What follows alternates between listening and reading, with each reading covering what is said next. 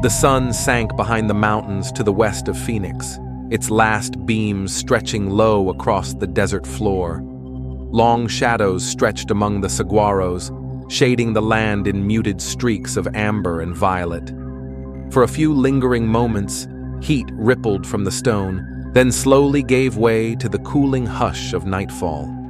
The vast Sonoran desert, ancient and untamed, seemed to breathe out softly as the day surrendered. A warm draft lifted the dust, sliding across dry creek beds and low mesquite.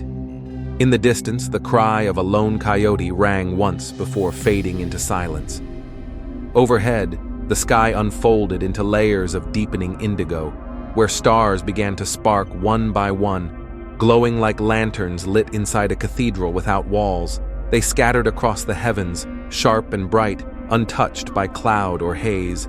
It was the sort of night when the sky felt both infinite and impossibly close. Along the edges of Phoenix, houses rested against the low ridges. People moved quietly into the rhythm of evening. An older couple, Frank and Eileen, sat side by side on their porch, sipping iced tea as they watched the colors deepen. Words weren't needed between them. Their silence was companionable, carried by the hum of cicadas and the faint breath of wind. Frank lit a citronella candle, its small flame wavering as dusk settled around them. Farther south in Maricopa, a boy named Jason stretched across the hood of his father's pickup, pointing eagerly to constellations he had just learned at school. His father, a tall man with dusty work boots, leaned beside him, gently correcting star names with a grin. "That's Orion," he said. "See the belt there?" Jason's wide eyes reflected the stars overhead, the night sky etched in his pupils. The desert at this hour felt both immense and personal, a realm where time seemed to slow, and even the air carried echoes older than any town or road. Nothing hurried here. The land had seen countless generations arrive and depart, always returning to stillness. Farther north, near Prescott, a family strolled along a gravel lane, winding between brush and prickly pear. The mother kept glancing upward, scanning the heavens while her children ran ahead. Her husband carried a flashlight he never switched on. The starlight was enough to guide their way, pale and sharp as bone. Elsewhere across the state, the same stillness stretched wide. Backyard telescopes were carefully adjusted. Lawn chairs creaked under quiet watchers. The dim glow of distant towns rested on the horizon, reminders of life continuing, but gently, faintly. There was comfort in that hush, a kind of timeless calm that blanketed the desert floor. Saguaros stood tall and motionless, guardians in the night. The earth beneath held the warmth of the day, while above, the air cooled into balance. The sky seemed held in suspension, and yet some sensed it. Something subtle, a faint vibration beneath the calm. The kind of feeling that makes you glance up without knowing why. Dogs paused at fence lines. An owl skimmed silently across a field, wings wide and soundless. A driver on a deserted highway slowed, unsure of what he had glimpsed from the corner of his eye. Nothing, just the stars. But above, the heavens seemed to gaze back. A faint flicker appeared over a ridge to the northwest. Not bright, not sudden, just there. Too still to be an airplane, too steady to be a star. It lingered quietly, as though deciding if it wanted to be seen. Another spark joined it, then a third. They hovered briefly before fading, swallowed without spectacle by the night. In the distance, a pickup rattled down a dirt road. The driver, an older man with weathered hands and a half-burned cigarette, glanced upward, catching sight of something unfamiliar. He squinted, watching closely. Then nothing. He blinked, and the sky was ordinary once again. Just stars. Maybe it was nothing at all, a trick of night, air, and light in a land as eternal as this. But for those beneath that immense Arizona sky on a March evening in 1997, the air felt different, charged with something waiting, something ancient. The breeze shifted, carrying the scent of creosote and cooling stone. Porch lights flickered. The heavens grew darker still, full of depth and suggestion, as though ready to speak. No alarm yet, no calls to the news. The desert held its silence. But something had quietly changed, as if the world had drawn a breath and held it. No one could have guessed what the desert was about to witness. No one could have imagined what the sky was preparing to reveal. Chapter 2. The First Lights, Henderson to Paulden. The quiet town of Henderson, Nevada, rested beneath the early night sky. Twilight had nearly drained away, leaving the first stars scattered timidly at first, then brighter as the darkness deepened.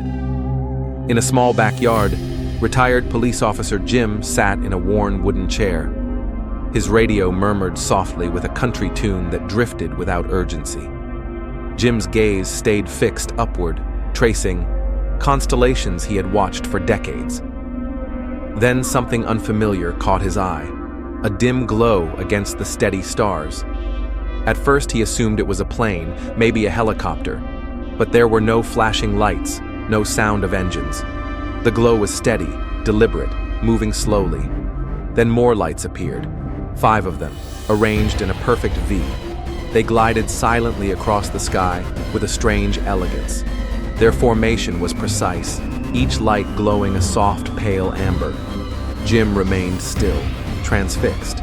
He felt no fear, only a quiet curiosity, the kind born of many long nights of watching. The lights drifted southward, heading toward Arizona. He reached for his radio, but hesitated. Who would believe it? So he simply watched as they disappeared, swallowed by the dark horizon. Below, the desert stretched vast and empty. Between Nevada and Arizona lay only scrub, mesas, and lonely roads. The land was bare and waiting, the perfect stage for something unrecognized to pass unnoticed. The air was dry, tinged with sage and dust. In that vast quiet, the lights seemed dreamlike, gliding slow and unbroken across the night. As they crossed into Arizona, another witness caught sight of them. In the town of Paulden, Arizona, Robert stepped outside for a breath of cool air. Above him, the sky was deep indigo, scattered with stars like glittering diamonds. A faint glow appeared far to the northwest, brightening as it approached. When the formation came fully into view, Robert froze. Its shape was undeniable. A vast triangular formation of lights, 5 points glowing in muted golden tones. 4 larger ones traced the corners, while a smaller light rested closer to the center. The figure was enormous, far greater than anything Robert had ever seen in the heavens. It drifted slowly, producing no sound, no flicker, no sign of engines or propulsion. Robert lifted his binoculars, pressing them to his eyes as he followed the strange craft gliding above. The night air was cool and unmoving, the silence complete. Awe washed over him, mingled with disbelief. He hurried to call his neighbor, who soon joined him outside. Both men stared upward, wide-eyed, watching the silent shape drift eastward. "It's the size of a football field. Maybe larger," Robert whispered. His neighbor only nodded, equally stunned, yet unable to explain what they were seeing. The triangular figure continued its unhurried glide, now aligned with Route 17. Along its path, more witnesses caught sight of the mysterious lights. A family returning from an evening outing stepped from their car, gazing skyward in astonishment. A man walking his dog froze mid-step, transfixed by the glowing formation. Each person described the same uncanny silence, the same deliberate, fluid motion. The lights did not blink or strobe. Instead, they glowed gently, as though breathing in rhythm with the night. A few considered phoning the authorities, yet hesitation silenced them. How could they explain a massive, noiseless craft unlike any airplane or helicopter? There was no panic, only quiet wonder mixed with unease.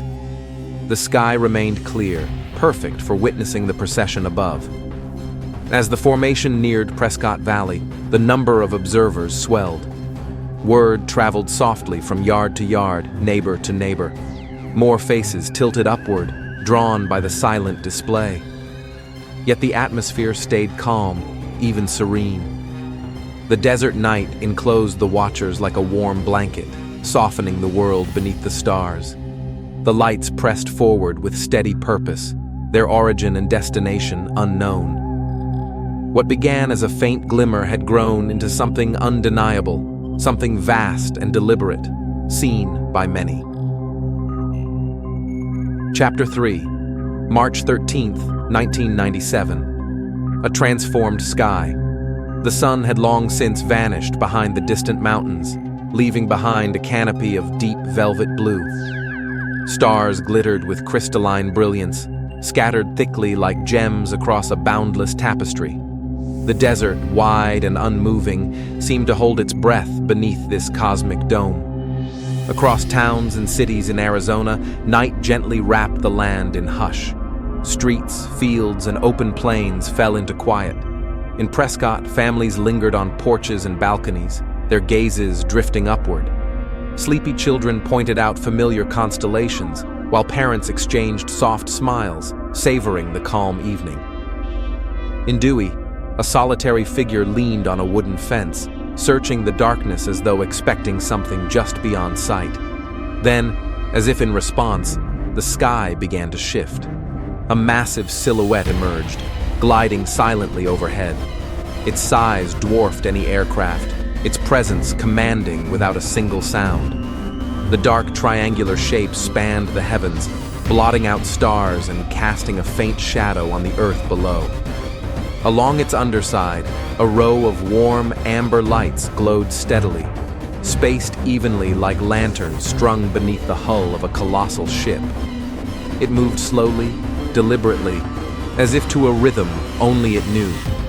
Its edges merged seamlessly with the darkness, making it appear as though the stars themselves had rearranged to reveal a shadow drifting across the sky. In cities and small towns alike, people stopped what they were doing. A couple walking their dog in Prescott froze mid-stride. Children playing in a Phoenix backyard grew still, mesmerized by the vast figure overhead. Even pilots aloft remarked on the strange, silent presence moving beneath them. Despite its immense size, stretching across entire neighborhoods, perhaps several football fields long, the craft made no sound. No engines, no rotors, only a profound, weightless silence. For the witnesses below, emotions blended. Wonder, disbelief, awe. Yet there was no fear, no panic. Instead, a shared calm settled over the land. Time seemed to stretch beneath the craft's passage, moments elongated, the ordinary world hushed in reverence. The chatter of cities softened. Traffic noise fell to a murmur. Stars still twinkled, but the sky was no longer empty. It had become a stage for something extraordinary. As the shape drifted southward, more people joined in the silent vigil. Families pressed close to windows. Strangers stepped from shops and restaurants, united in a single upward gaze. The craft's lights pulsed faintly, breathing with the rhythm of night, unwavering and steady. The desert's stillness deepened, and the sky seemed to guard a secret just out of reach. Beneath the endless expanse, the silent visitor carved a slow path across the heavens, changing the night forever. Despite its immensity, its movement was graceful, more like a quiet visitation than an intrusion. A whisper from the unknown, gentle enough to inspire wonder rather than dread. The night stretched on, vast and eternal. The sky transformed into a canvas of shadow and light. Watchers stood quietly, their hearts stirred by the presence above. No words were spoken, none were needed. The night became a shared memory, a hushed secret between earth and stars. That evening, the sky ceased to be an empty vault. It revealed itself as a place where the unknown had briefly appeared in a silent, deliberate dance. And the night's mystery was only beginning. Chapter 4. Over Phoenix, the city watches. Evening descended softly over Phoenix, the desert city glowing with thousands of scattered lights. Street lamps flickered on, painting quiet sidewalks in pools of amber. The day's heat surrendered to a cooler breeze, carrying hints of blossoms and warm asphalt. Families finished their dinners, neighbors stepped onto porches, and children lingered outside, reluctant to leave the fading dusk. In the suburbs, conversations dimmed as eyes turned skyward. The indigo sky, jeweled with stars, seemed to beckon with a silent invitation. From yards and corners, people noticed something unusual drifting slowly overhead. On one porch, a family fell silent, watching. The father wrapped an arm around his wife while their children pointed upward, marveling at the glowing shapes sliding across the night. The lights were steady, soft amber orbs outlining a massive triangular craft. Its edges blurred into the darkness, visible only by the faint line of lights beneath. Nearby, a police officer eased his patrol car to a crawl, hands resting on the wheel, eyes locked on the sky. The usual city noise, the hum of traffic, barking dogs, seemed muted, swallowed by the profound silence that accompanied the craft. Its sheer scale was astonishing, stretching across several city blocks, unlike anything he had ever encountered. High above, pilots on routine evening flights adjusted their headings, scanning instruments and horizons. Some detected strange echoes on radar. Others glimpsed the massive shadow gliding silently under the stars. Still, no sound, no hum, no drone, only silence. Drivers slowed their vehicles, pulling over or stopping at intersections to watch. Pedestrians halted mid-stride, heads tilted back in awe. The city seemed to hold its breath, united in this wordless moment beneath the desert sky. The craft's lights remained steady, evenly spaced beneath it, like lanterns strung across the night. Its outline, triangle or boomerang, was unmistakable, vast yet graceful, advancing with deliberate pace. Stars flickered faintly behind it, dimmed by the shadow it cast. The night was utterly still. City sounds faded to whispers. Even the breeze seemed hushed, brushing softly against skin. Time itself appeared slowed, the world cocooned in silence and light. Quiet whispers passed among the witnesses, carrying awe and disbelief, but never fear. "What is that?" a child whispered. "I don't know," a parent replied softly, "but it's beautiful." Minutes stretched, each one feeling longer than the last. The craft floated steadily above the city, calm and immense, its sheer size spanning several football fields in length and the width of an entire city block. Yet it moved without disruption, without noise, almost as though it belonged to the night itself. As the lights continued their silent passage, the city below stayed entranced. Strangers felt united, bound by a rare, extraordinary sight. The faint glow of the craft painted the heavens with a gentle radiance. The soft pulses of its lights throbbed like a heartbeat echoing through the still air. Then, as the craft drifted beyond the edge of the city, the glow began to fade, slowly, deliberately, like a candle being gently snuffed out. Phoenix seemed to hold its breath for one final moment, reluctant to release the vision above. What had crossed the night sky was a secret now carried by thousands, silent, mysterious, beautiful. For a fleeting time, the heavens had opened a doorway to the unknown, touching all who had looked up with a quiet sense of wonder. The night then resumed its rhythm. City lights brightened, sounds of life trickled back onto the streets. Yet the memory lingered, a soft echo under the stars, a reminder that the universe sometimes reveals itself in the most subtle, unexpected ways. Chapter 5. Luke Air Force Base and the Silence, 2546. Not far from Phoenix's glowing expanse, hidden within the wide Sonoran Desert, Luke Air Force Base stood as a silent guardian beneath the endless night. By day, its runways thundered with jets, pilots, and the relentless rhythm of military order. But at night, the base shifted into stillness, hangars casting long shadows, radar dishes turning upward, eyes fixed on the heavens in watchful silence.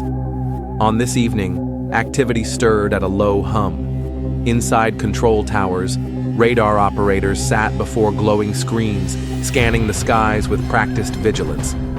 Blips flickered steadily across their monitors, routine flights, familiar aircraft, the occasional weather balloon. Yet, under that ordinary rhythm, a quiet tension brewed, unspoken but palpable. Outside, desert winds swept softly across the sand, carrying the scent of creosote and warm earth. Overhead, ancient starlight burned sharp and cold. The sky was serene, yet something beneath that calm was stirring, something the personnel sensed, though they could not name. Reports of strange lights began filtering into military channels, carried by civilians, describing slow, silent formations unlike any known aircraft. But within Luke Air Force Base, the response was measured, careful. A silence louder than any order. No jets scrambled, no alarms raised. Radars, flawless in their precision, revealed nothing that matched the accounts spreading across Arizona. What thousands had witnessed seemed invisible to official detection. The contradiction rippled quietly through the base, yet nothing was acknowledged. In break rooms and dim corridors, whispers rose. Small groups of personnel traded hushed theories, voices edged with curiosity and unease. Was it some classified test, or something entirely beyond human design? The absence of answers only deepened the mystery. Maria, a young radar technician, leaned back in her chair, staring at the dark screen before her. She had seen strange signatures over the years, but never anything like this. Something didn't align. Her gaze wandered to the window, to the endless night sky. Were the glowing shapes still out there, slipping unseen across the desert? In another corner of the base, Captain Reynolds, a seasoned pilot, turned pages of his flight log distractedly. He had heard the talk, friends recounting the glowing boomerang that had passed above Phoenix. His mind went back to training, to countless hours scanning the skies for threats. Yet this was different. There was no danger here. Only silence. Only awe. The contrast was striking. Civilians stunned beneath the vast, silent craft, while those sworn to guard the skies carried on as though nothing had happened. The base's silence formed an invisible barrier between two realities, both looking at the same heavens, yet living different stories. Outside the gates of Luke Air Force Base, the desert kept its quiet vigil, watching, waiting. The night stretched vast, filled with shadows and starlight. The scent of the earth lingered in the cool air, blended with the distant cries of coyotes and the faint rustling of mesquite leaves. The desert seemed to listen, holding its breath along with those watching the sky. The absence of sound from the mysterious craft was mirrored only by the deep stillness that settled over the base itself. It felt as though the night had absorbed a secret, one no radio transmission could send, no official report could disclose. The silence became tangible, a heavy presence wrapping itself around the desert, the city, and the base alike. And within that silence, questions lingered like distant stars, unanswered, unreachable, yet shining persistently. What had slipped past radar unseen? What were those lights gliding quietly above, beyond explanation and detection? The silence from Luke Air Force Base was a silence heavy with meaning. It spoke of guarded mysteries, of untold accounts, of a night when the heavens themselves became a place of wonder and hushed astonishment. As the hours went by, the base slipped back into its routine, the radar screens steady once more, the jets resting quietly in their hangars. Yet the tension lingered, a subtle undercurrent beneath the surface calm. Beyond the fences, the desert night continued, endless and deep. The stars kept their watch, timeless, indifferent. And the sky, vast and secretive, held its mysteries close, waiting for the next time silence would speak again. Chapter 6. Lights Beyond, from Tucson to the state border. As the immense silent craft passed beyond Phoenix, the desert stretched open before it, dark and undisturbed. The sky above had shifted fully into midnight. Stars sharp and unmoving, constellations sprawled in their ancient patterns. Beneath this star-filled dome, the strange lights continued drifting southward, steady, unwavering, as if tracing a path laid down long ago. Far beyond the city, the land grew quieter still. This desert was older, lonelier. The wind stirred only occasionally, brushing over the ridges of dry hills and sending grains of sand whispering along the roadside. Jackrabbits froze in moonlit clearings. Coyotes tilted their ears toward the sky, listening. There was no sound, only the faint hum of life at rest and the occasional creak of mesquite branches under the cool weight of night. In Tucson, nearly 2 hours farther south, the city lay beneath the same watchful stars. Most residents had already gone to bed. Houses glowed faintly from within, televisions murmured in bedrooms, porch lights flickered across quiet cul-de-sacs. The city, ringed by mountains and desert, was used to unusual beauty in the night sky. But what was about to glide overhead was unlike anything its people had ever known. A university student named Lara sat by her dorm window on the top floor, a physics textbook closed beside her.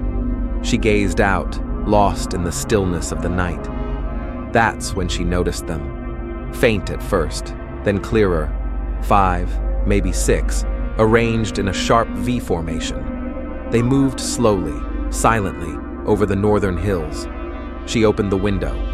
The breeze was soft, almost cool now, brushing her face. No engines, no whirring blades, only light. She leaned forward, her heart quickening, not from fear, but from awe. She had studied aerodynamics and orbital mechanics, yet this followed no logic. The object was far too large, too low, and impossibly quiet. Elsewhere in Tucson, a family wandered the desert outskirts as they often did after dinner, once the heat had faded. The constellations glittered above, Orion over the saguaro, the Big Dipper tilted westward. Then one of the children pointed skyward.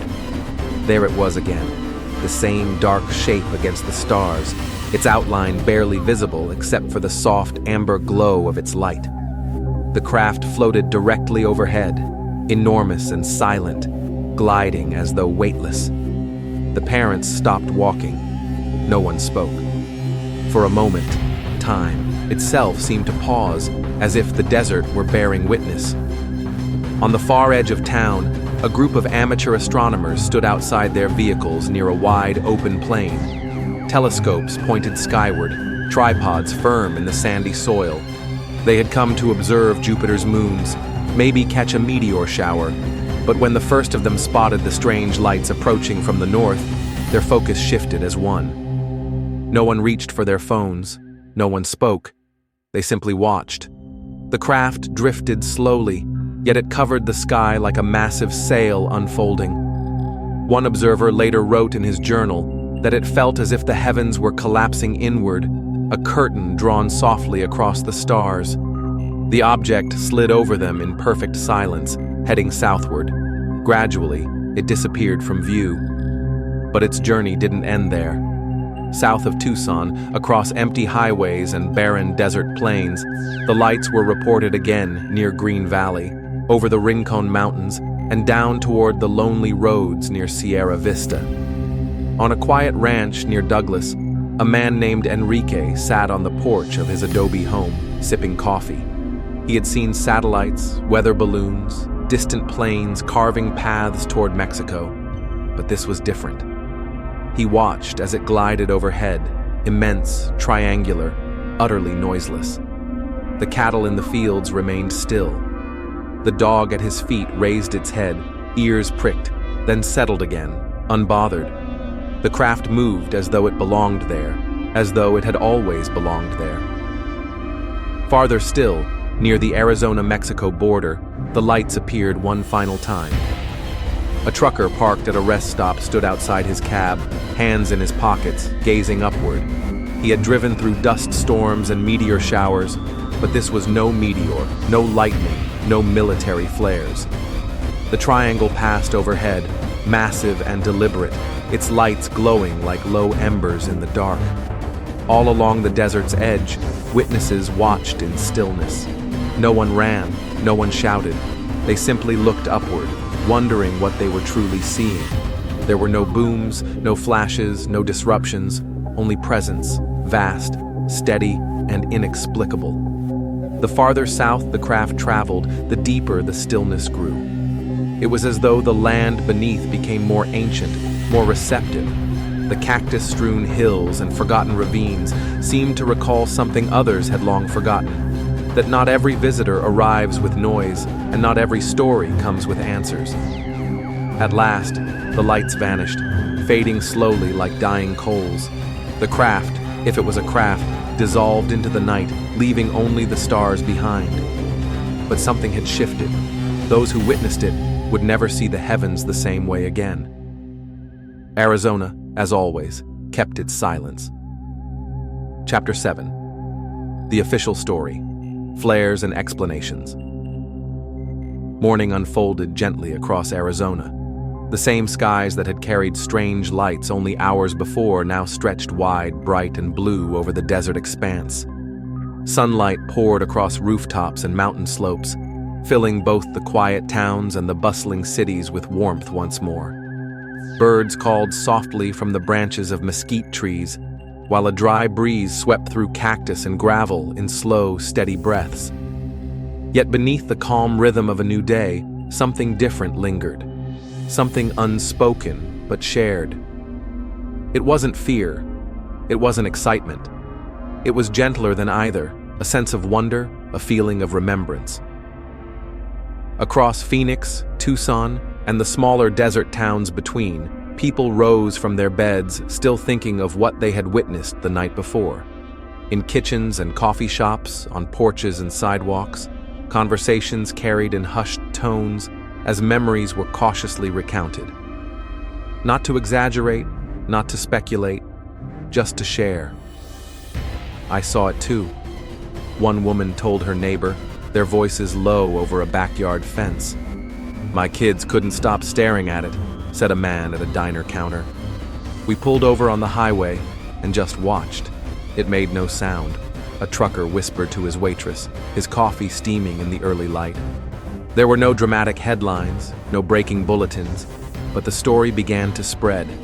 Radio stations opened their phone lines and callers described what they had seen, one after another. 5 or 6 lights fixed in a perfect triangle, or perhaps a boomerang, drifting silently overhead. They didn't dart or flicker. They didn't buzz or flash.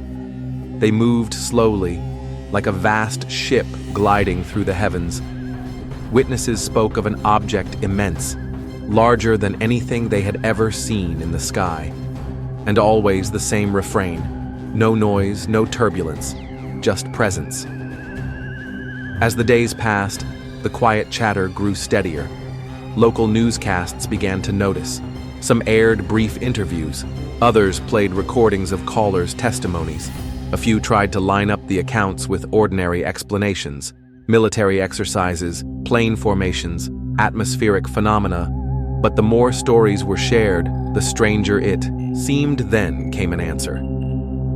A few days after the sightings, officials at Luke Air Force Base issued a statement. They confirmed that on the evening of March 13th, a squadron of A-10 Warthog jets had conducted a routine training exercise over the Barry M. Goldwater Range southwest of Phoenix. As part of that drill, flares had been released from high altitude. Suspended by parachutes, they would have glowed brightly as they drifted down through the night. That, they explained, was most likely what people had seen. The explanation was tidy. It was official. It was ordinary. And for some, it was enough. Many accepted the answer without hesitation. Flares could look unusual at night, especially to an untrained eye.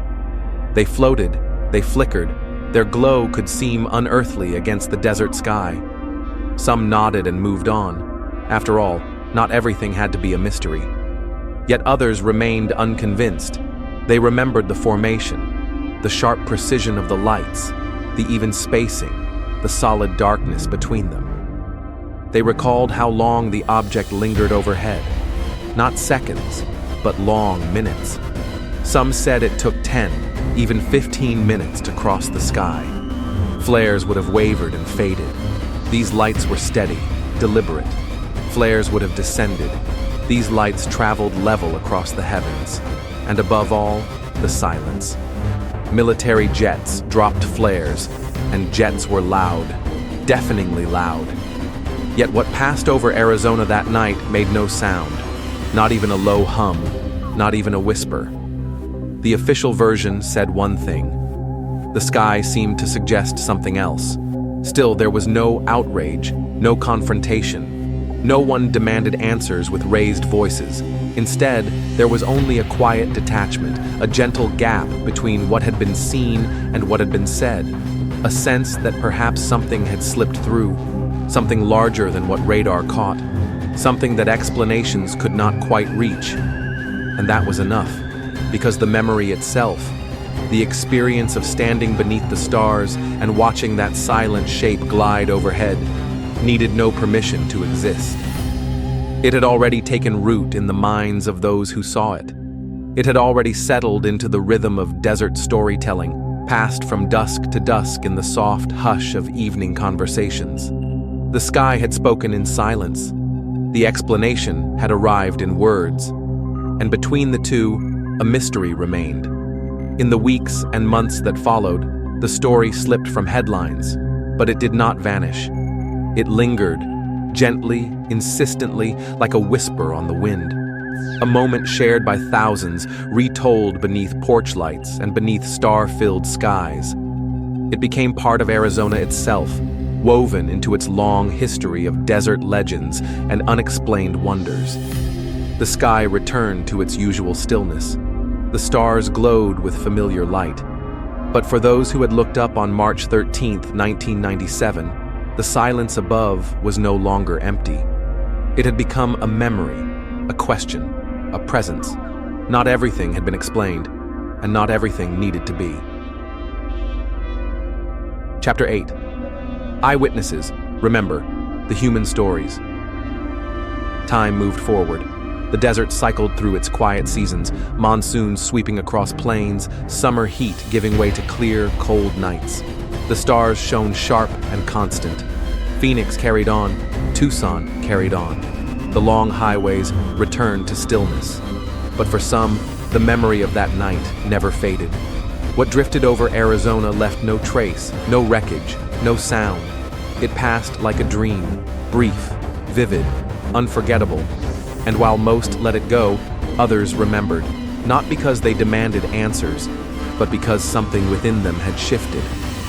The lights had disappeared, but the memory endured. Robert, a retired teacher in Mesa, recalled the night often. He had been sitting on his porch with a cup of tea, watching stars rise over the desert horizon. What struck him first was the stillness. The air felt heavy, almost contemplative. Then the lights appeared, a V-shape gliding silently overhead, vast and immense, the kind of quiet that feels louder than sound. He hadn't taken a picture, he hadn't reached for the phone. He simply watched. It was beautiful, he would say years later. Not frightening, just different, peaceful. He still looked up at the night sky just in case it returned. She was only 5 years old in 1997. Sitting in the back seat while her parents drove home after dinner with relatives. The road was quiet, the windows rolled down. She was the first to notice the lights gliding slowly overhead. Her parents stopped the car. They all stepped out, standing in silence. It felt like the world stopped, she recalled. Nobody spoke. We just watched. That memory never left her. Years later, Elise became an astronomer. She insisted it wasn't because of that night, not directly, but she admitted she never looked at the sky the same way again. Since then, The stars had always seemed to hold something just beyond reach, a quiet question. Daniel, a former police officer from Casa, remembered as well. He had been patrolling a rural road when he noticed cars pulled over. Curious, he stopped and got out. People stood along the roadside, staring upward. Then he saw it, massive, triangular, drifting silently overhead. No one spoke. No sirens, no radios, just a strange reverence.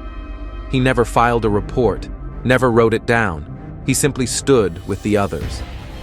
"I didn't feel fear," he later said. "I felt like I was meant to see it, like we all were." Even decades later, the moment remained with him, not as a mystery to solve, but as a story worth carrying. Stories like these were never shouted, never splashed across front pages. They lived in quiet retellings, on back porches, at diner counters, whispered around campfires. Some were never spoken at all, written instead in private journals and tucked away. Most who witnessed the lights didn't pretend to know what they were. Some accepted the flare explanation, others doubted it, but nearly all remembered how it felt. The stillness, the scale, the strange peace. For many, it wasn't about what they had seen, but how it touched them. Something vast and soundless had floated overhead, slow, calm, unknowable. And in that silence, something ancient stirred inside, a quiet awe that required no resolution. Some said the sky felt closer that night. Others felt smaller, yet strangely comforted. They weren't chasing proof, only presence. Even now, the desert remembers in silence. The stars remember in stillness. And those who looked up that unusual March night still carry it quietly within them, a flicker of wonder that never left. A memory illuminated not by answers, but by the simple act of seeing. Something had passed over, and somehow that alone was enough. Chapter 9, 5518, Echoes Through Time, the Phoenix Light's Legacy. Time pressed forward, steady and unhurried as it always does. Years have passed since that quiet night in March 1997, when Arizona's skies seemed to hold their breath and the Phoenix lights drifted silently across the stars. The desert stretched on beneath the endless heavens. Roads ran forward, and the seasons folded into one another, summer into fall, fall into winter, winter into spring. Yet the memory of that night did not fade. Instead, it settled gently into the land, like the soft imprint of a whisper carried by the wind. The lights became more than an event.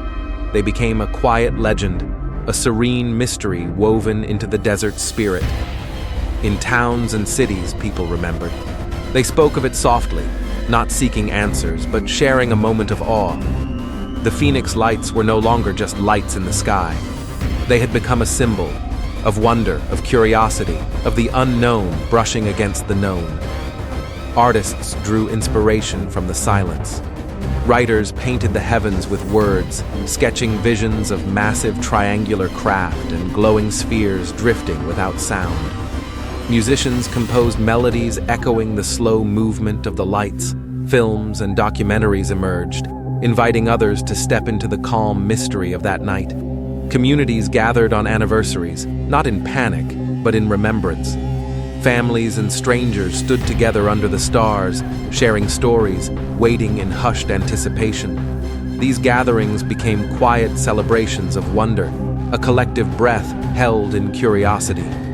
Even far from Arizona, the story resonated. The Phoenix lights crossed boundaries of place and time, entering a wider dialogue about mysteries just beyond reach. They reminded people to pause, to look upward, to accept that not every question demands an answer. Some mysteries simply exist to be witnessed.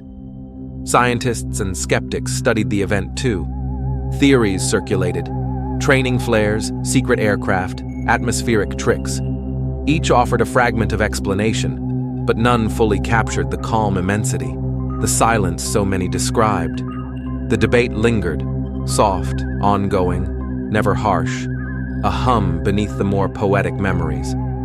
Perhaps that is the true legacy of the Phoenix Lights, their quiet ability to inspire wonder without requiring proof.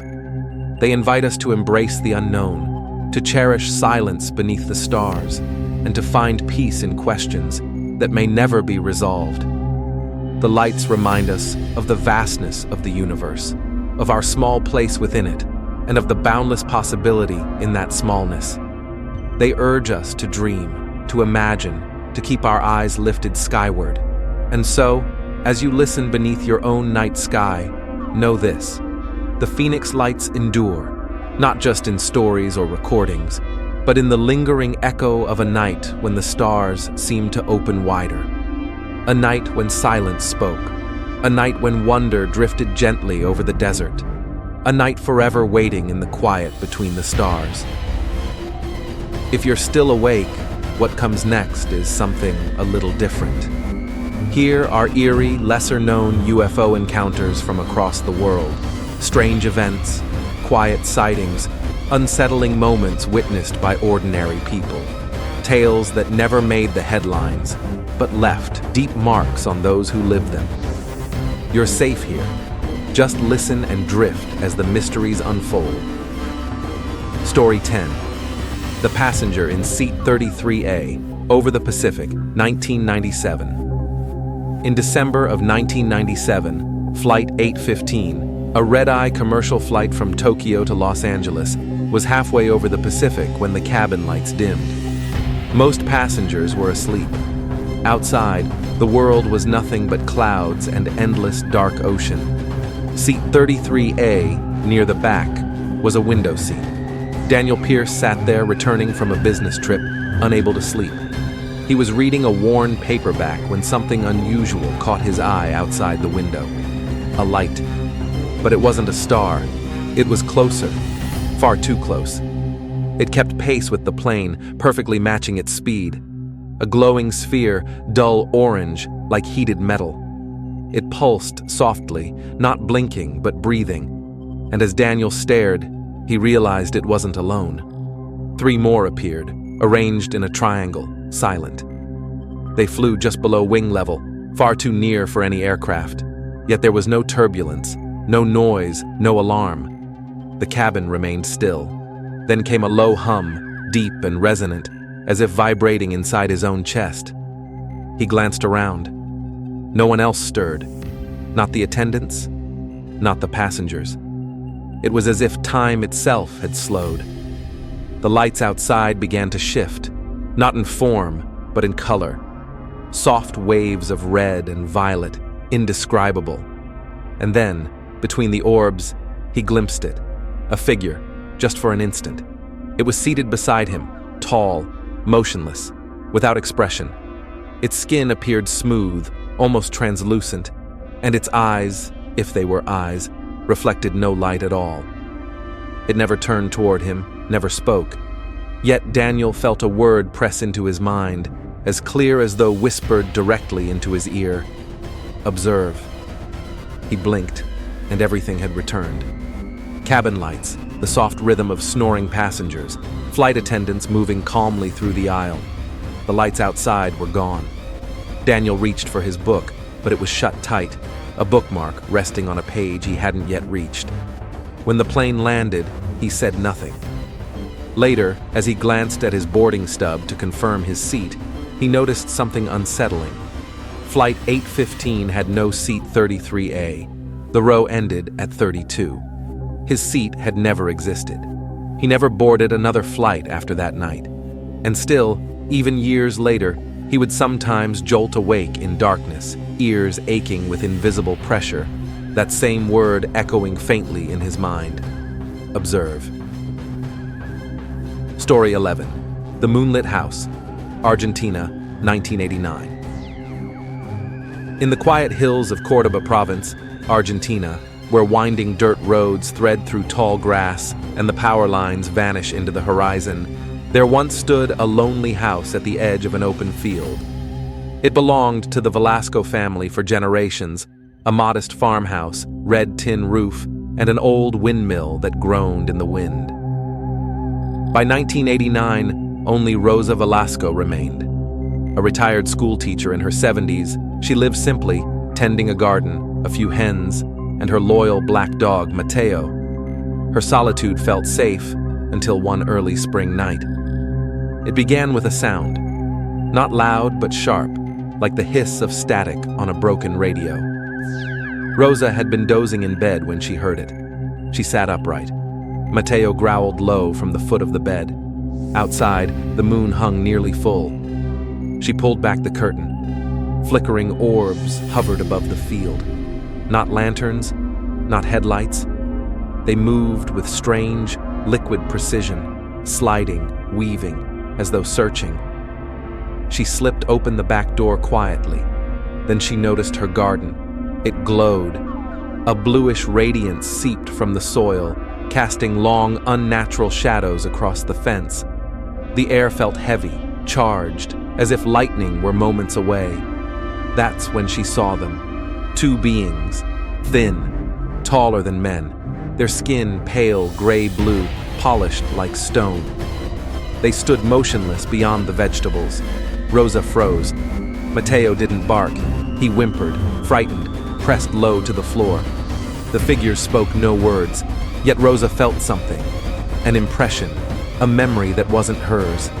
A street she had never walked, a voice she had never heard. Then the windmill outside stopped turning. One by one, the orbs winked out.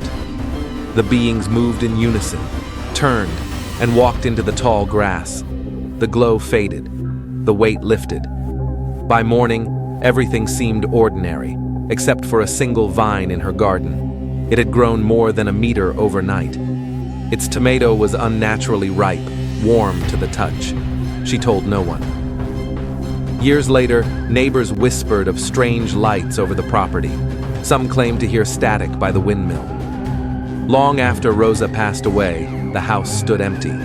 When locals finally entered, they found no damage, no theft, only the door ajar, and a single overripe tomato resting on the kitchen table, still faintly warm. Story 12. The Lost Time of Dr.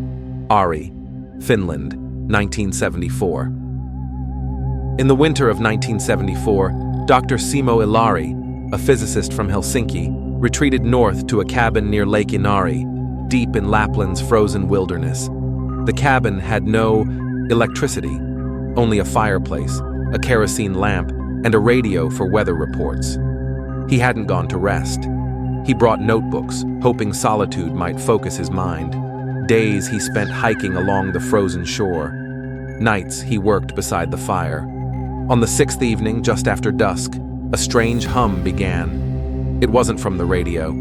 It vibrated through the floor, the walls, low, steady, almost melodic. He stepped outside, expecting to see a snowmobile in the distance, but there was nothing, only silence. Then he saw it. Hovering above the frozen lake, a pale disk of light. It didn't spin. It didn't blink. It floated motionless, its glow cold and diffuse, shimmering on the snow like moonlight underwater. Then the hum ceased. The air fell completely still. Even the cold felt suspended. Ari glanced at his watch, a mechanical one he wound each night. The second hand had stopped. The disc tilted slightly, then pulsed once with a blinding flash. He blinked. It was morning. The fire dead, the kettle cold. 2 days gone. The calendar had advanced, but he remembered nothing. His boots were wet, as if he'd walked through snow. His journal lay open to a fresh page he hadn't written. Across it stretched curved symbols in neat rows. At the bottom, a circle divided by a wave. Ari left that very day. He never spoke of it publicly, but colleagues noticed a shift. He abandoned theoretical physics, turning instead to sound, to resonance. In letters, he described an idea he called harmonic displacement. No one understood. He died in 1993. The cabin was sold. The journal remained on the shelf. Years later, a local skier reported seeing a faint ring of light hovering over the lake. It made no sound, but when he looked at his watch, 5 minutes had vanished. Story 13. The Lights Beneath Loch Morar. Scotland, 2001. Loch Morar is one of Europe's deepest freshwater lakes, cold, dark, untouched. Hidden in Scotland's western highlands, it is a place of fog and stone, where steep hills tumble into its glassy surface. Legends of a monster called Morag have lingered for centuries, but in 2001, something stranger stirred beneath its waters. Duncan Fraser, a forestry worker from Fort William, spent much of his time repairing trails near the northern shore. That summer, he took a contract along the eastern bank, where dense woods left little access. He brought a small tent, a stove, and his camera for photographing wildlife. On his second night, a crescent moon rose over still waters. Duncan sat by his fire near the shoreline, sipping tea, when he noticed a pale glow beneath the lake's surface. At first, he thought it was moonlight, but it moved, slowly, against the current. Then it divided into two dim orbs, both round, both circling one another like twin stars caught in orbit.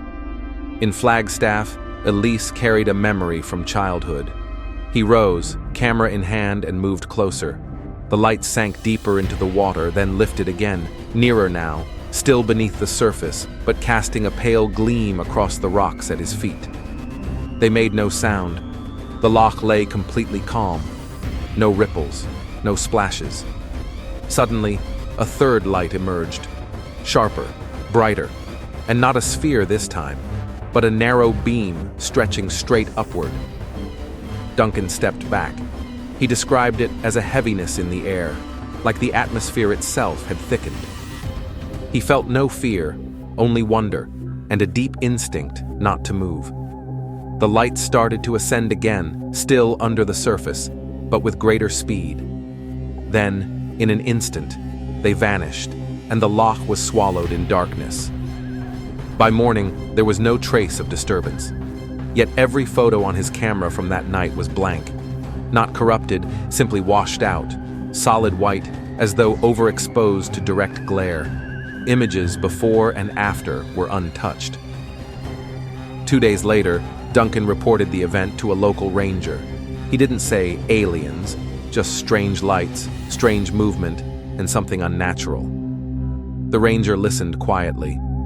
When Duncan finished, the man only remarked, "People forget how deep this loch really is." In the following years, others began reporting odd sightings along the eastern bank. Small glowing orbs beneath the surface. Fish discovered dazed but unharmed, and one diver, trained in military free diving, claimed to hear a low hum at 200 feet, like machinery buried in stone. No structure has ever been found at the bottom of Loch Morar, but the lights still return on some nights, circling, waiting, just below the surface where nothing should shine. Story 14. The Transmission Tower, Montana, 1962. In 1962, deep in the snowy hills outside Great Falls, Montana, stood a small government communications post on a ridge. It was known simply as Tower 7, a steel radio mast with a squat cinder block building at its base. Staffed by 2 men at a time, its job was straightforward, to relay microwave signals between military sites. Most nights were uneventful. That winter, however, James Delaney, a reserved man with a background in electronics, worked the midnight shift alone.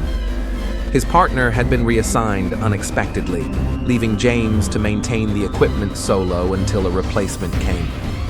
On his third night alone, something changed. At about 2:15 a.m., a low tone began seeping through the receiver. Not static, not interference, a precise, unwavering frequency. James checked the instruments. Nothing unusual. The sound didn't match any active channels. When he tried to isolate it, the entire console dimmed. Then the tower lights flickered. He stepped outside into the freezing wind. The air was perfectly calm. No storm, no clouds. But above the ridge, perhaps 30 feet above the tower's tip, hovered a dull, matte black craft. It was disc-shaped, featureless, utterly silent. James froze. The object remained motionless for nearly 2 minutes. Then, from its underside, a beam of red light extended, not onto the ground, but suspended in the air, linking directly to the tower's peak. The tone returned, louder now, not from the console, but from the craft itself. It reverberated through the metal, the ground, even in James's chest.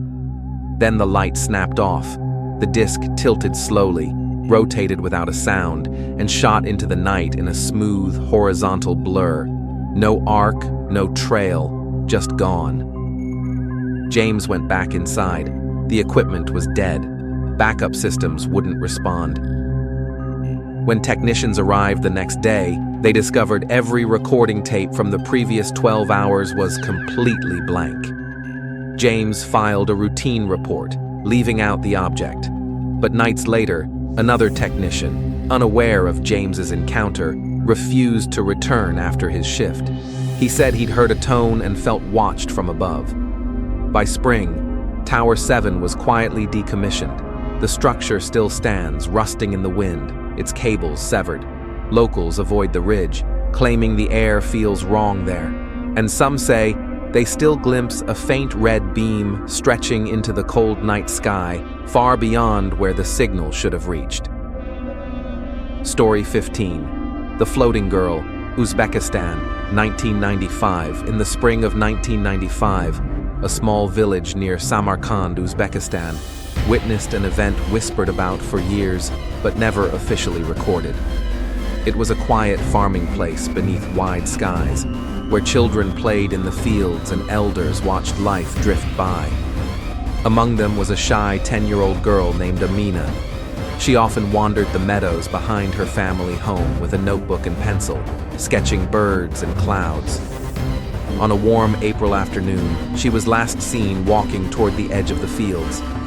But that evening, she didn't come back. At dusk, her older brother returned, breathless and pale. He claimed he saw Amina suspended in midair, not lying down, not as if asleep, but upright, arms at her sides, hovering 10 feet above the ground. At first, her parents thought it was panic or imagination. But when they and neighbors rushed to the field, they saw it too.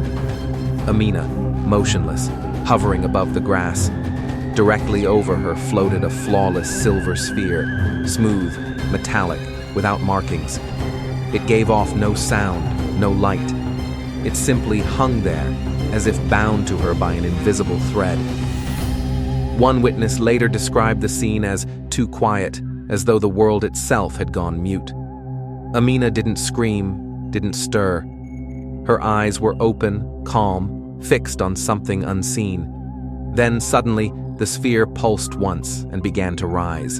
Amina rose with it, slowly, eyes still locked on the sky. At about 20 feet, her body shimmered faintly. Then, gently, she descended back down. As her feet touched the ground, the sphere vanished.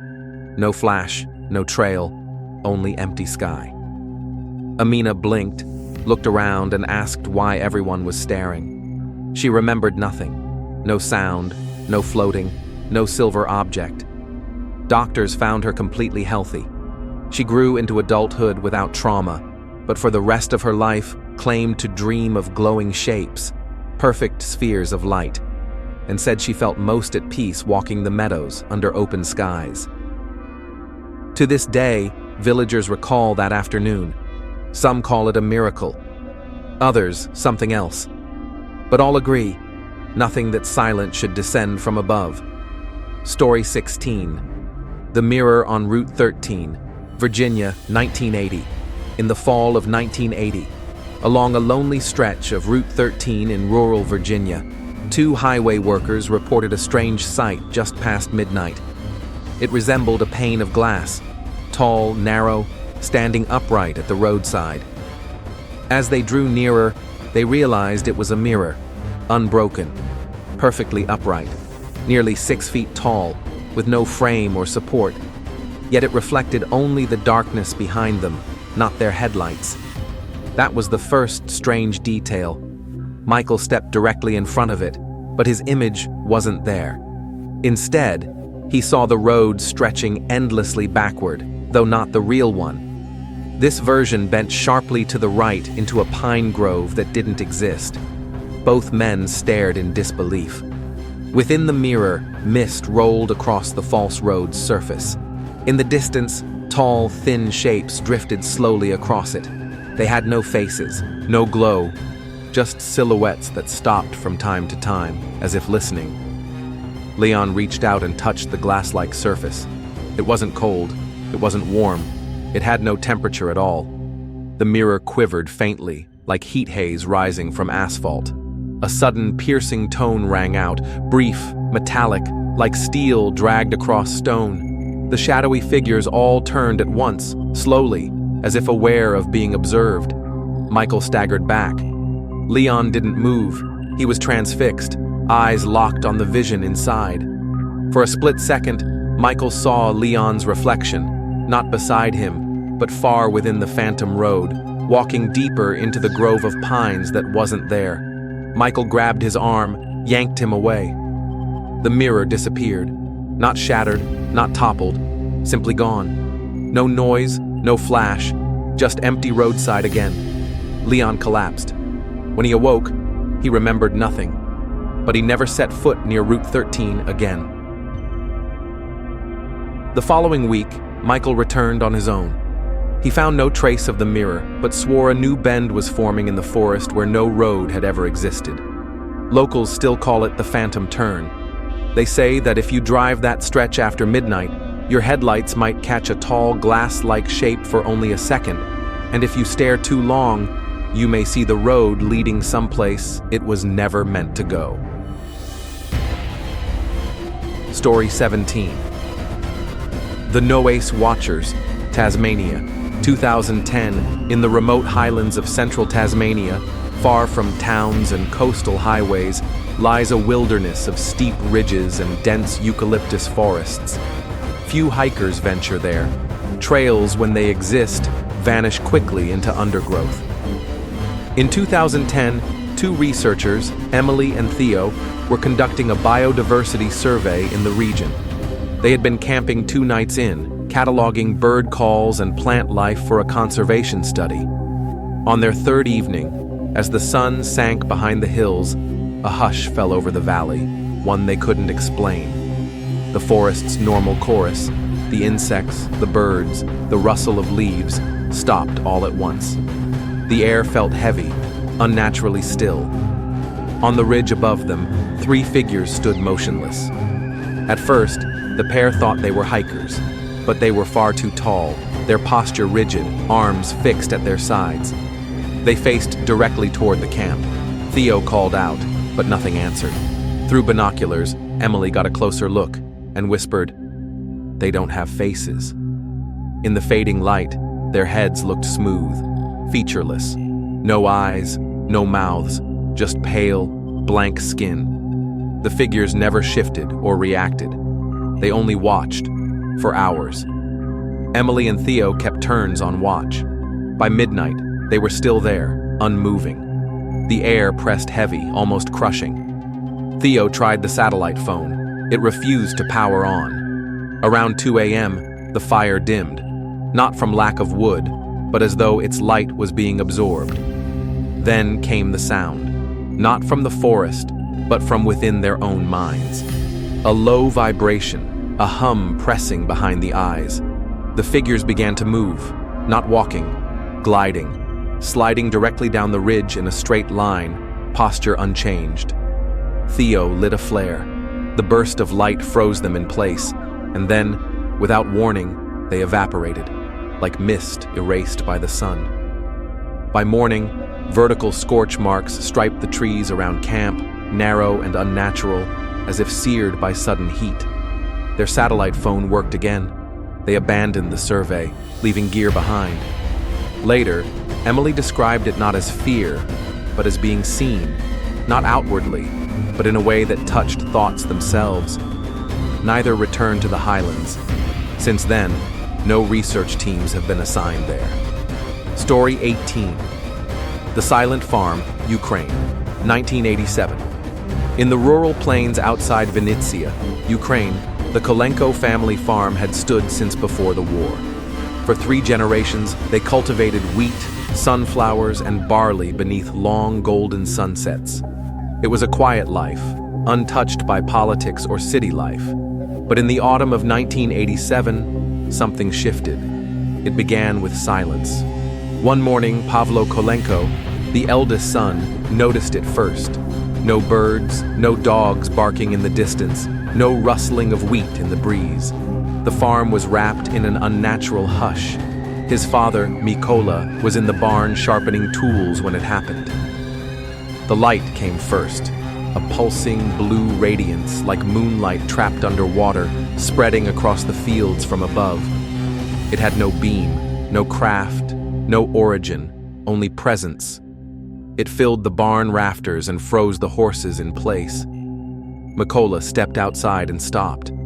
Hovering 15 feet above the wheat was an oval object, dark at its core, encircled by slow-turning rings of pale light that glimmered like glass.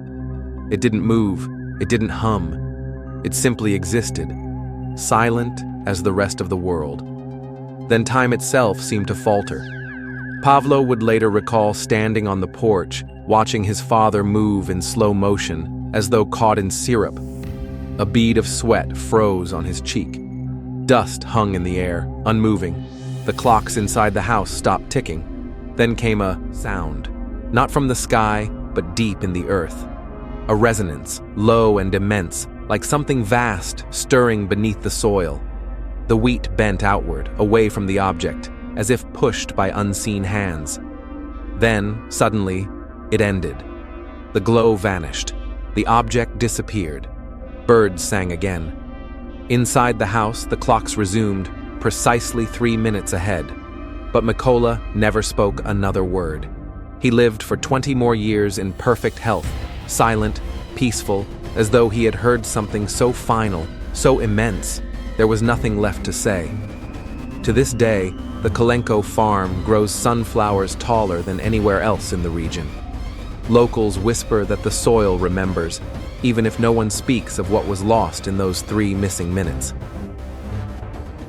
In the winter of 1953, a bush pilot named Raymond Cross flew a routine supply run to a remote fishing village on Alaska's western coast. The village of Akatuk was small, fewer than 50 people, a close-knit Inuit community that lived simply and remained isolated by choice. Raymond had been flying there for 5 years.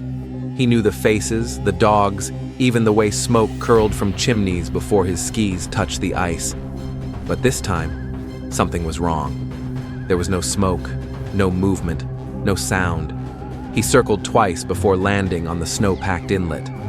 As his plane slowed, he looked toward the village. The houses were there, the boats still lined the shore. But no one came to greet him, not even the dogs. The silence was complete. Raymond walked the main path, calling out. No answer. Doors hung open. A pot of stew sat cold over a fire pit. Clothes fluttered on frozen lines in the wind. But there were no people, no footprints in the fresh snow, no signs of struggle, only absence. He found a radio and tried to call for help, but the signal broke apart into something stranger. Feedback that wasn't static, but rhythmic pulses, like sonar or breathing. Inside the schoolhouse, he found something more unsettling. Every chair had been dragged into the center of the room, arranged in a perfect spiral. On the chalkboard, someone had drawn a circle filled with strange lines and dots. Not English, not anything he recognized. The chalk had snapped mid-stroke and still lay on the floor. Raymond stayed less than an hour. He flew straight to Nome, filed a report, and returned days later with state officials. By then, snow had buried much of the village. No bodies were ever found. No tracks leading away. Just a place frozen midlife. The government blamed migration, unstable ice, or some unreported emergency. But Raymond knew better. He'd been there. He'd felt the quiet. In his later years, he spoke of it only once. He said the air had felt watched, like standing on a stage while the curtain slowly lifted. The village remains abandoned, Some say if you walk its paths after nightfall, you'll hear footsteps that never quite catch up to you. Others say they already have. Story 20. The tunnel below Novaya Zemlya, Russia, 1971. That year, the Soviet Navy operated a covert listening post on the Arctic island of Novaya Zemlya, far north of the Russian mainland. The island was known for nuclear tests, brutal cold, and long winters of total darkness. Only military staff and researchers lived there. In 1971, engineers began drilling a tunnel beneath the permafrost to expand underground storage. At first, progress was routine. Careful excavation, reinforced steel supports, until they broke through. At just past 90 meters, the drill team pierced a wall of ice and entered a natural chamber, smooth, symmetrical, and dry.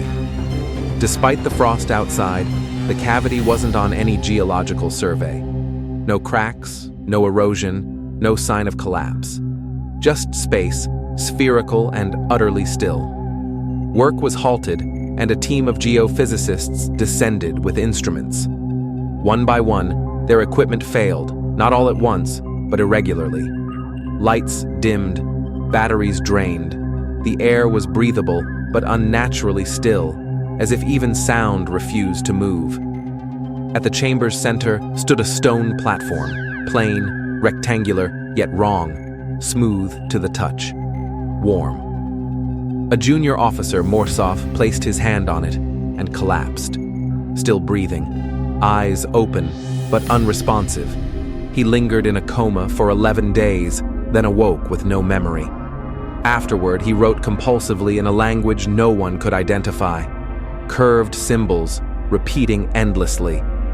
He refused food, spoke only one word when pressed, and was eventually transferred to a remote facility. The records end there. The chamber was sealed, the project canceled. Officially, seismic instability. Unofficially, guards remained at the tunnel entrance until the late 1980s. Even today, satellite scans occasionally detect faint heat signatures beneath the island. No animals nest near that stretch of tundra. Expeditions avoid it. But some researchers say, on still Arctic nights, low-band radios pick up rhythmic pulses, like coded knocks rising from far below the ice, waiting. Story 21. The Static Field, Idaho, 1998. In the summer of 1998, just outside McCall, Idaho, a retired lineman named Carl Hensley hiked an overgrown service road near the Payette National Forest. He was a man of routine, same loop, sit by the stream, return before sunset. But that evening, something was off. Near a clearing where an old radio tower once stood, his ears began to ring. Not sharply, but a dull whine, like static between stations. He pulled out his handheld FM radio. No stations, no voices, just white noise. Ahead, the clearing shimmered faintly, like heat rising from asphalt. The air buzzed, dry and charged. His arm hairs stood on end. In the center of the clearing, tall grass swayed, and something moved. Not an animal, a shape, thin, human-like, but made of haze, flickering like static on a broken television. Carl called out. The static roared louder. He stepped closer.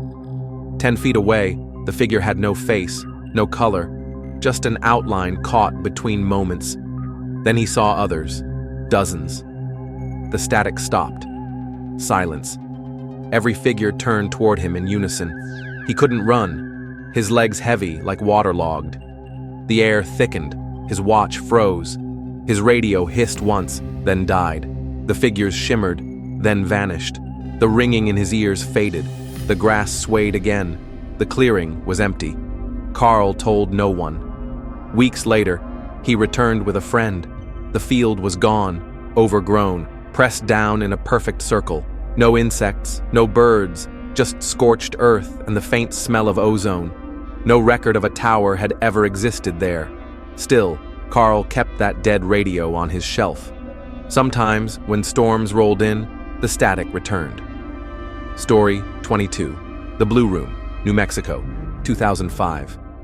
In 2005, Paul Keener, a middle-aged man, rented a small adobe house on the outskirts of Española, New Mexico. Quiet, isolated, cheap. But the house had one peculiar feature: a windowless side room, painted a deep, unnatural blue. The landlord called it a storage nook. Paul used it for boxes, tools, an old chair.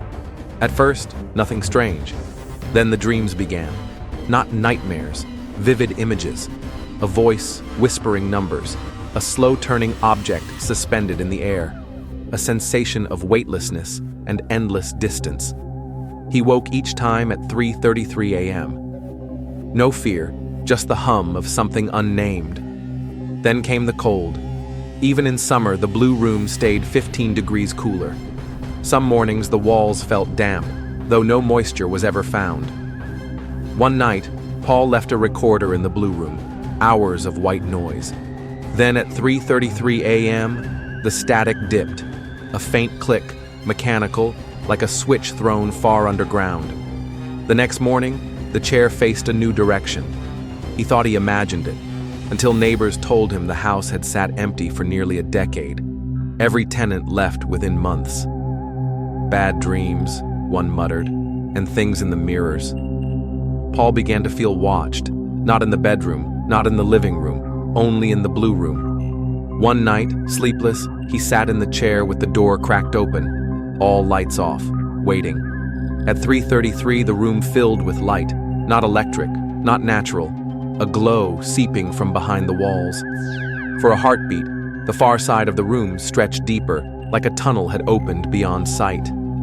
Then it was gone. Paul moved out a week later. He never unpacked, never collected his deposit, but he left a note for the next tenant. It read, "Don't sit in the chair after 3:30. Story 23. The Ferryman's Tape, Louisiana, 1993. In the sweltering summer of 1993, Claude Duval lived alone in a sagging cabin by the Atchafalaya River just outside Morgan City, Louisiana. Once a ferryman, Claude had spent his life carrying strangers across black water in the dark hours before dawn. But the ferry closed years ago. The dock rotted. Still, he stayed. The river, for all its moods, made him feel less alone. Claude couldn't sleep, never had. So he kept a cassette recorder by his bed, talking into it at night. Sometimes old fairy tales, sometimes Cajun songs. It comforted him. The click of the buttons, the whirl of tape, his voice echoing back. One night, during a thunderstorm, he sat on the porch and recorded the rain on the river. The next morning, Claude rewound the tape, expecting only thunder and the croak of distant frogs. But at exactly 3:13 a.m., a voice spoke. Quiet, gravelly, not his. "Take them across," it whispered, barely audible, flat and distant. Not frightened, not commanding, just a statement. Claude froze. He replayed it 5 times. Always the same words, always the same tone. At first he dismissed it. Maybe the wind had warped the sound. Maybe it was his own voice echoing strangely. But curiosity grew. He dug through his old tapes, dozens, recorded months apart. And there it was again. The same phrase, "Take them across." Sometimes louder, sometimes barely a breath. Then came other sounds, chains clinking, wood creaking, water lapping, the soft tread of bare feet. On one tape, recorded when he was alone, he heard a faint splash, followed by a low humming, like a lullaby sung, underwater. Claude stopped sleeping altogether. One night, he left the recorder on the dock, hoping to catch whatever it was. By morning, the tape had cut off abruptly. The last sounds captured, wet footsteps, a rope tightening, something heavy shifting. Then silence. The strange part, half the tape remained blank. The batteries were new, no malfunction. That same day, Claude found a set of wet footprints on the porch. Small, bare, leading to the river, not away. By sundown, he packed a suitcase and left. Weeks later, a maintenance worker found a shoebox beneath Claude's bed. Inside were 12 cassettes, each labeled by date. Alongside them, a note scrawled on the back of an old ferry ticket. If they ask you to take them across, don't answer. The river remembers its dead. The ferry dock has long since collapsed. But on misty nights, locals claim they still hear the faint click of cassette wheels turning near the water. And sometimes, at exactly 3:13 a.m., the river current shifts, running backward for just a few minutes. Story 24. The Spiral Sky, Mongolia, 1981. In the remote Kovskol province of northern Mongolia, where winters stretch endless and the tundra lies empty, herders have quietly avoided a particular stretch of land for generations. They call it Shagaren Nuru, the sleeping sky. In 1981, a young Russian meteorologist, Yelena Antonov, was assigned to a temporary weather outpost there. The Soviet Union had sent her and 2 colleagues to install early warning sensors near the border. The work was dull, the nights bitter, until the 3rd week. One clear night, just after 2 a.m., Yelena stepped outside. Above the northern ridge, the stars twisted. Slowly at first, then tightening into a vast spiral, not like a storm, more like the fabric of the sky itself winding inward. She froze, breath caught in the sharp air. The spiral pulsed once. Then, a beam, not of light, but of emptiness, poured down into the tundra, as though a hole had been punched through the world. Her colleagues were already outside, staring, motionless. For several minutes, the spiral loomed, silent and immense. Then shapes appeared, small, insect-like, incomplete. Half-formed outlines hovering just above the snow. They shifted, scattered, and dissolved into nothing. The stars snapped back. The night returned. They never spoke of it. 2 days later, one colleague wandered from camp without coat or supplies. Weeks later, searchers found him curled in a frozen crater 10 kilometers away. His eyes open, his body untouched. Beside him, a tape recorder half buried in snow. The only sound it held was a long, rising tone that vibrated through the bones. Yelena resigned that spring. She never published her notes, but in a letter to her sister, she called it a window into somewhere we are not meant to see. Years later, satellite photos revealed a faint circular burn mark where the spiral had appeared. No one could explain it. Locals warn that if you linger there too long, something begins to hum in your chest. Story 25. The Night Window, Finland, 1996. In the deep winter of 1996, Lena Sani returned to her childhood home in Lapland, far above the Arctic Circle, to care for her aging father. The house stood alone at the edge of a pine forest, its back windows opening onto a frozen expanse of snow.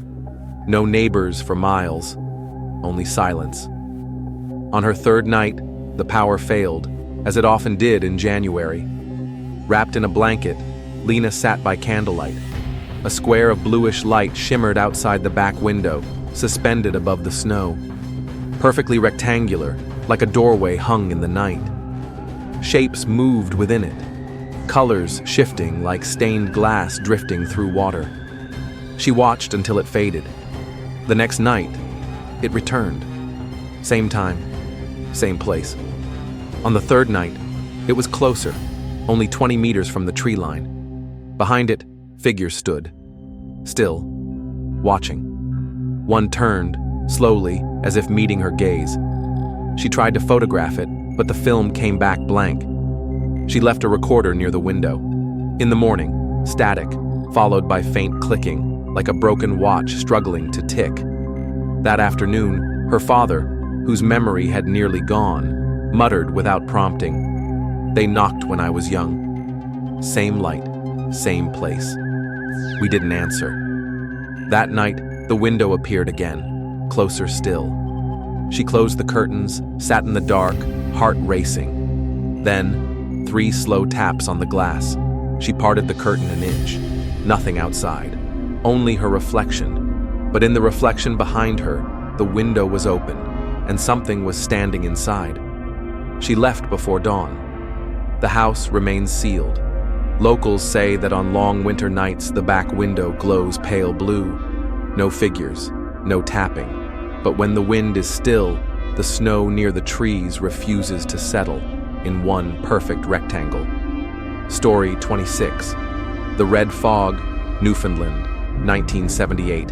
Along the jagged coast of Newfoundland, the sea carries a weight of memory. Salt. Silence. A rhythm older than the land itself. On the cliff's edge stood a lighthouse, battered by Atlantic storms, tended by one man, Bill Cavanaugh. At 53, Bill lived a life of quiet ritual. Each day he logged the wind, the tide, the pressure.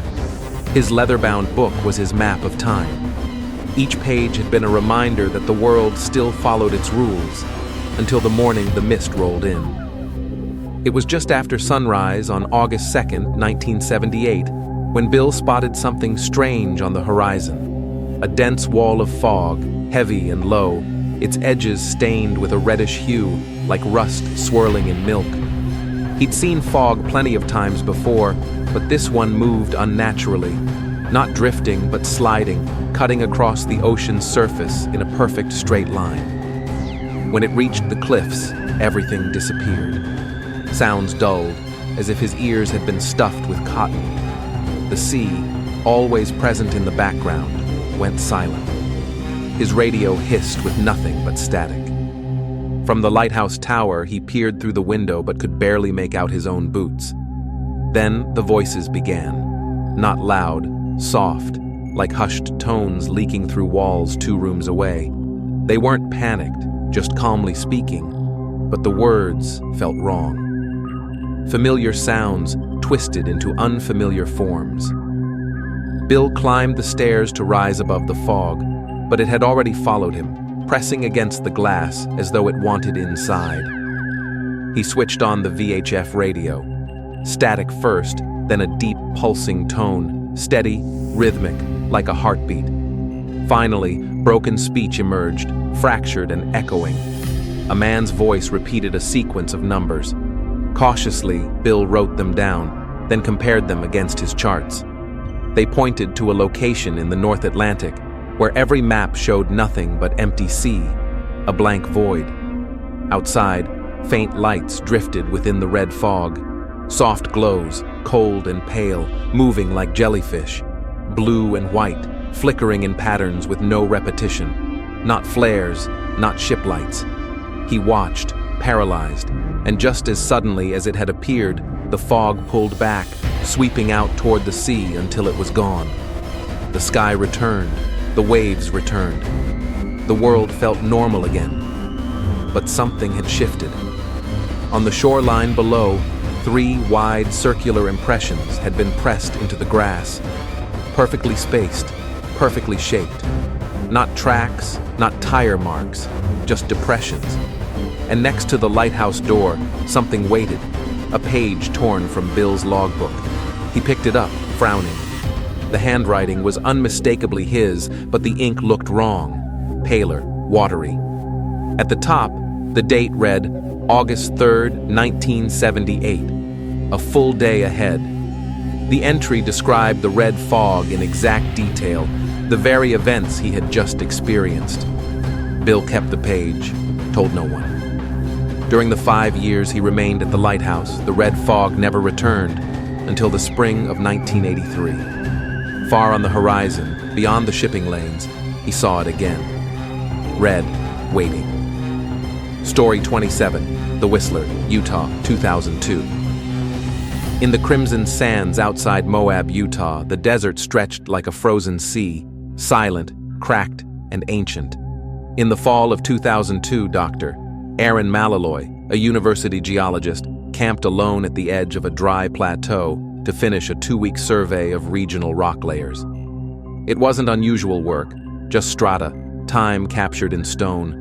Solitude didn't trouble her, she welcomed it. Next to her cot, she kept a digital recorder, logging daily notes and reflections. The first 2 nights were quiet, wind over canvas, an occasional distant coyote. On the third night, things changed. At exactly 2:41 a.m., she woke to a sound. 3 rising whistles, not birds, not the wind.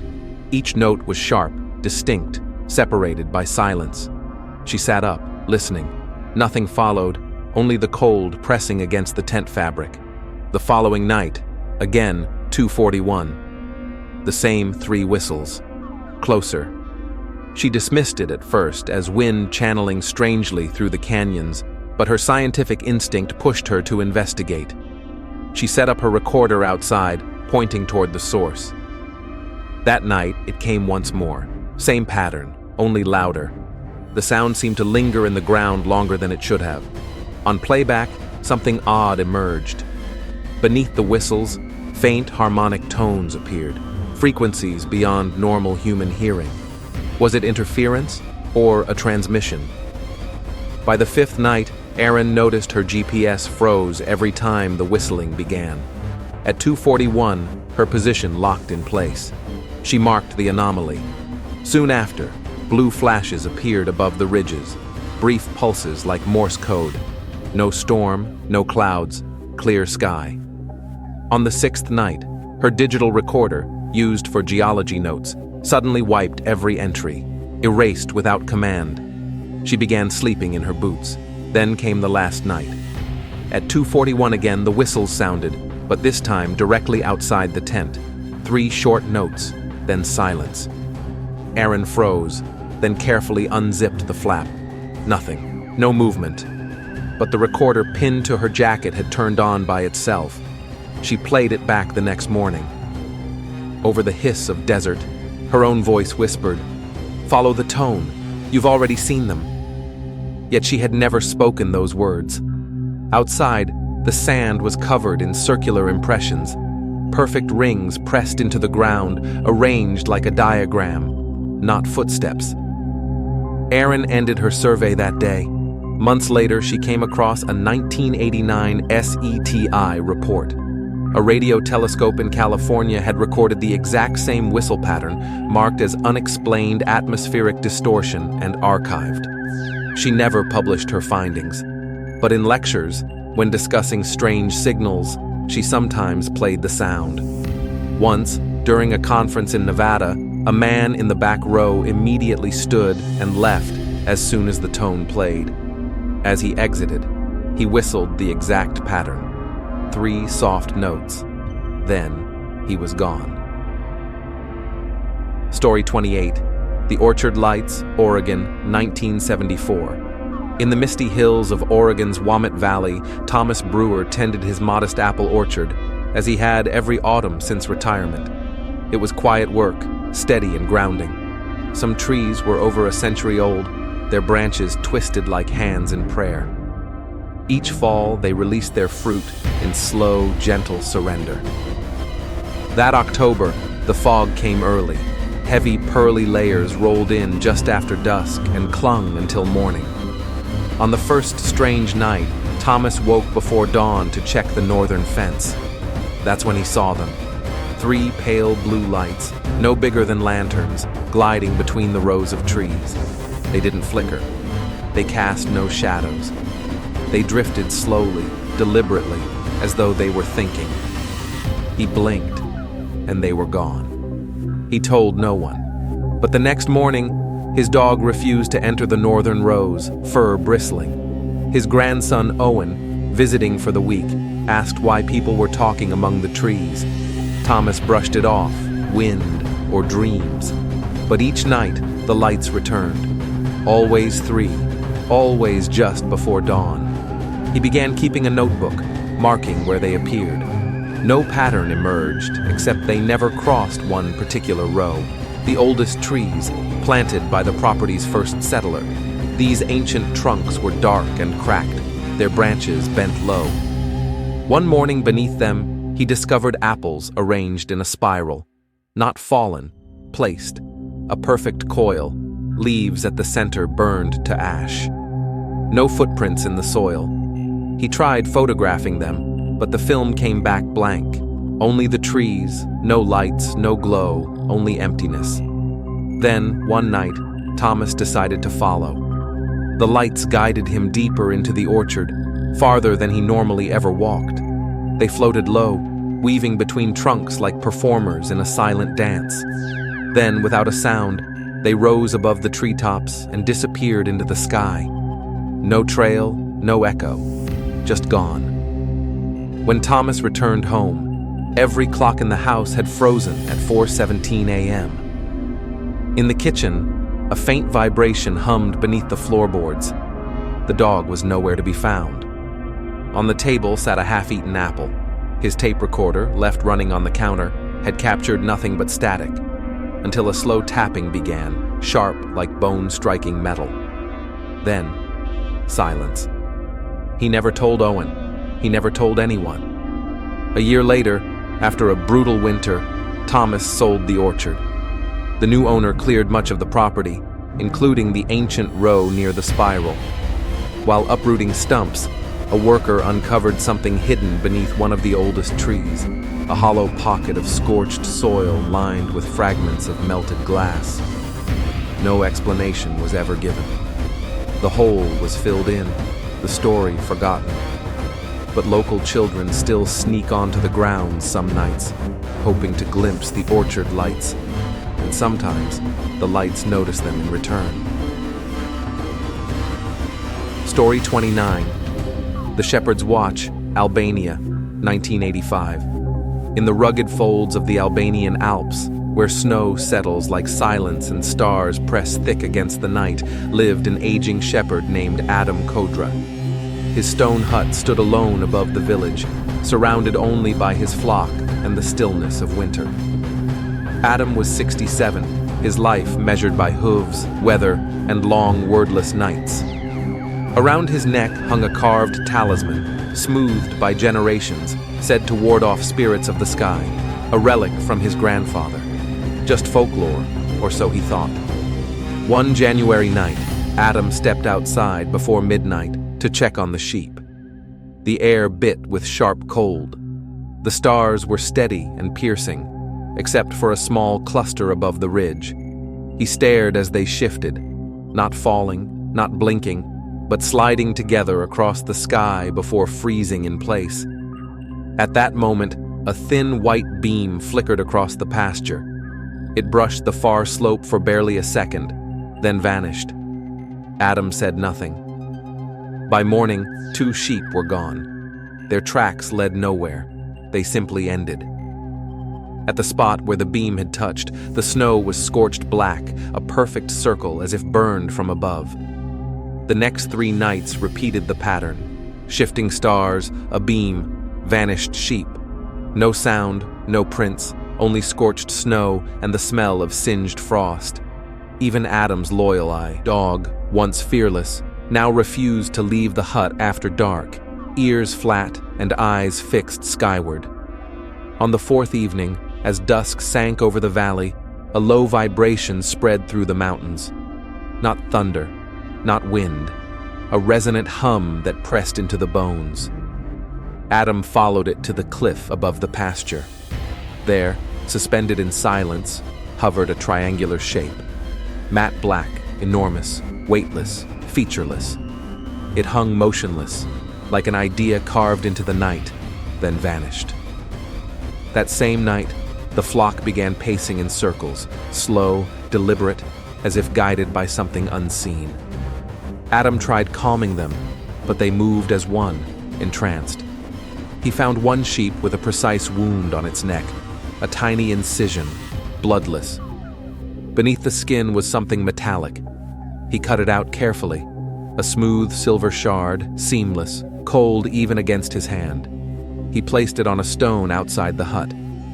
By morning, it was gone. Before dawn, Adam woke with a start. The dog growled low, teeth bared toward the window. At the tree line, a figure stood, tall, still, its limbs too long. Its body shimmered faintly as if struggling to hold shape in this world. It made no sound. It only watched. Adam didn't move. By the time night fully fell, it was gone.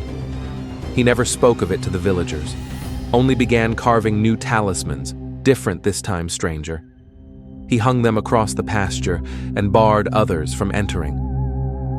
Years later, his grandson uncovered an old journal, locked inside a chest filled with star maps, spiral symbols, and sketches of impossible forms. The final page carried a single line, scratched in a trembling hand. The sky watches back. Some nights, it steps closer. Story 30, The Mirror Lake. Echo, Montana, 1993. Deep in the pine-covered ridges of western Montana lies a quiet lake locals call Mirror Lake. Small, untouched, fed by glacial streams, its waters remain still even on the windiest days. In the summer of 1993, Dana Reyes, a seasonal ranger, was assigned there alone. Early in the season, no campers, no hikers, just silence, solitude, and the crunch of her boots on pine needles. Dana welcomed the isolation. She had served in the military but preferred calm now. Her days were spent checking trails and updating maps. At night, she filled her spiral notebook with reports and made routine calls over the ranger radio. All was ordinary until the fifth evening. Just after dusk, she stepped outside to listen to the forest breathe. Then she heard it, an echo. She hadn't spoken. No animal had called. Yet from across the still water, a faint sound returned, delayed by several seconds, low and distant. She paused, cleared her throat. Again, the reply came, but it wasn't right. Too soft, stretched, like something mimicking the shape of her voice rather than reflecting it. She made a note and went inside. The following night, the echo returned, but now it came from beneath the lake. Each time she made a sound, a faint reply bubbled up from the water's center, subtle, like breath through glass. Dana walked to the dock and peered down.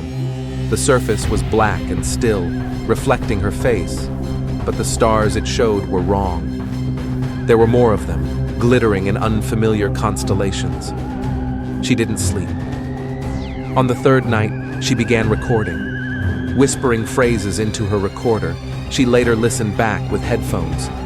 Between the echoes, other voices surfaced, distorted whispers repeating her words in an almost familiar tone. On the fourth night, Dana stood on the dock again. At precisely 2:07 a.m., ripples spread outward in a perfect circle from the lake's center. No fish, no breeze.